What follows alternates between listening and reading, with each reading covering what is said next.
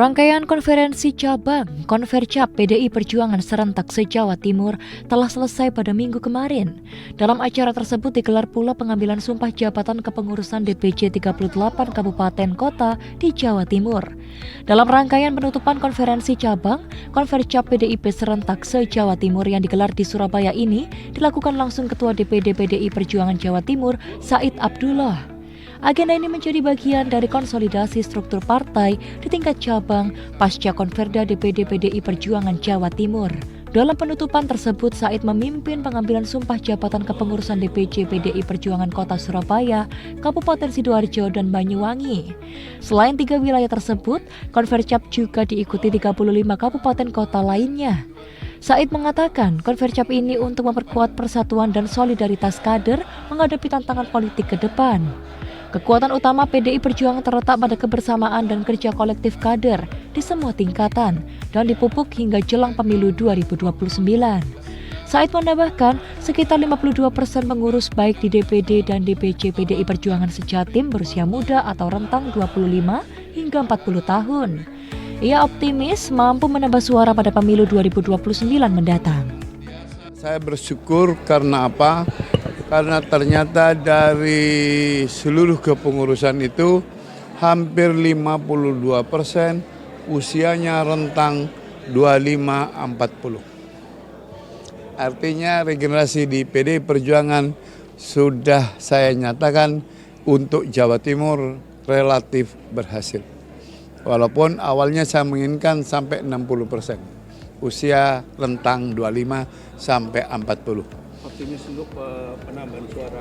Kalau penambahan suara dengan struktur yang ada, kemudian melihat SDM kami yang ternyata diisi banyak anak muda, insya Allah saya punya keyakinan ke depan PDI Perjuangan siap menatap masa depan.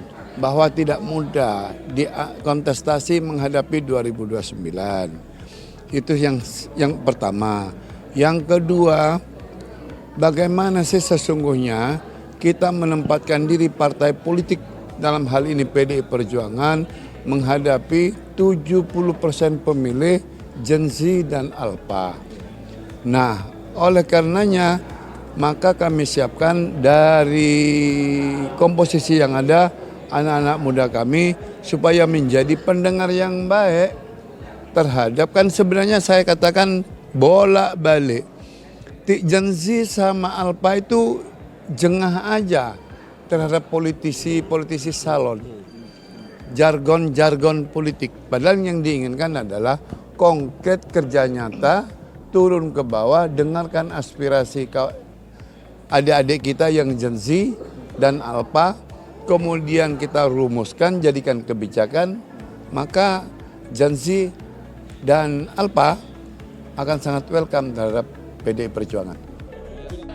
Sementara itu, Wakil Wali Kota Surabaya Armuji resmi ditetapkan sebagai Ketua DPC PDI Perjuangan Kota Surabaya periode 2025-2030. Armuji berkomitmen menjalankan amanah partai dengan berpijak pada kerja kerakyatan. Ia menegaskan sebagai pimpinan partai harus tanggung jawab kolektif bersama seluruh struktur. Selalu yang dipesankan oleh Ibu Ketua Umum, mendengarlah, datanglah, dan di mana rakyat yang kiranya mereka membutuhkan bantuan, maka kita tidak segan-segan untuk mengulurkan tangan supaya rakyat itu kiranya apa yang dibutuhkan itu kita bisa memberikan sesuatu yang untuk kebutuhannya. Kemarin pesan dari Pak Sekjen, 5 tahun ke depan saya yakin kita optimis dengan segala kekuatan PDI Perjuangan yang di Surabaya, karena struktur organisasi kita mulai dari anak ranting sampai ranting dan PAC ini selalu kompak, selalu bersama-sama, selalu bergotong royong, dan kita tanggap apa yang kiranya harus kita lakukan untuk masyarakat itu.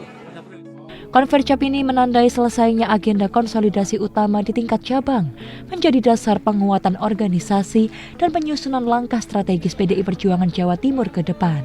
Selvi Wang, Aris Rahmatullah, JTV.